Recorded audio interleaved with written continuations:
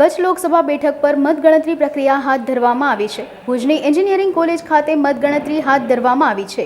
સૌથી પહેલા પોસ્ટલ બેલેટની ગણતરી શરૂ કરવામાં આવી હતી। ત્યારબાદ ઈવીએમની ગણતરી હાથ ધરવામાં આવી હતી। ભાજપના વિનોદ ચાવડા અને કોંગ્રેસના નીતેશ લાલણ વચ્ચે ટક્કર જામી હતી, જેમાં ભાજપ ઉમેદવાર વિનોદ ચાવડા 2.40 લાખથી ભવ્ય જીત મેળવી છે। સૌપ્રથમ કચ્છની જનતાનો આભાર માનું છું અને જનાધારને સ્વીકાર કરું છું। જે ભારતીય જનતા પાર્ટી 5 લાખની લીડના દાવા કરતા હતા એ મેં હાંફી ગયા અને અડધાએ હજી નથી પાર થયા અત્યાર સુધીના કાઉન્ટિંગમાં। એટલે આ વખતે જે કચ્છની જનતાએ એક યુવાન તરીકે, ધર્મગુરુ તરીકે ખૂબ સાથ સહકાર આપ્યું છે, કોંગ્રેસ પક્ષને પણ ખૂબ સાથ સહકાર આપ્યું છે, એ બદલ કચ્છની જનતાનો હૃદયથી આભાર વ્યક્ત કરું છું। અને કચ્છના જનતાના જે બી પ્રાણ પ્રશ્નો છે એના વાંચા આપવામાં સતત અમારો સંઘર્ષ ચાલુ રહેશે અને જ્યાં જરૂર પડશે ત્યાં મજબૂતીથી અવાજ ઉપાડીશું। લોકશાહીમાં હાર જીત એ ગૌણ બાબત છે, પણ આવી વિપરીત પરિસ્થિતિમાં પણ કચ્છની જનતાએ જે મને સહકાર આપ્યો, સાથ આપ્યો છે, એ માટે જેટલું આભાર માનો એટલો ઓછો છે।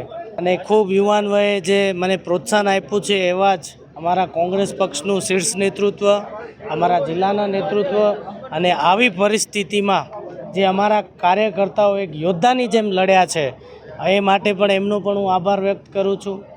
અને જે મીડિયાના મિત્રોએ પણ મને ખૂબ સહકાર આપ્યો છે એમનો પણ હું આભાર વ્યક્ત કરું છું।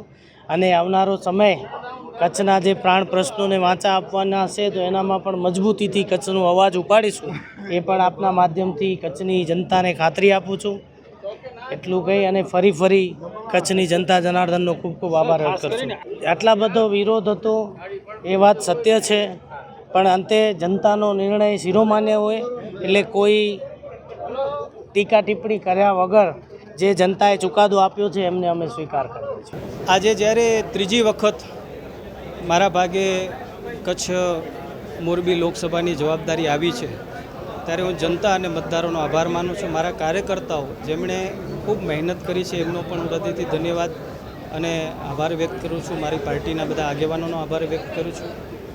દેશના યશસ્વી વડાપ્રધાન શ્રી નરેન્દ્ર મોદી સાહેબ, જેમનો પણ આભાર માનું છું કે જેમના નેતૃત્વમાં દેશમાં અને કચ્છની અંદર અનેક વિકાસના કામો આપણે કર્યા છે। 5 વર્ષ માટે જ્યારે જવાબદારી મળી છે ત્યારે હું જે વિકાસની કૃત્ય કડીઓ છે એને હું આગળ વધારીશ અને તમારા માધ્યમથી હું સૌનો હૃદયથી આભાર અને ધન્યવાદ કરું છું।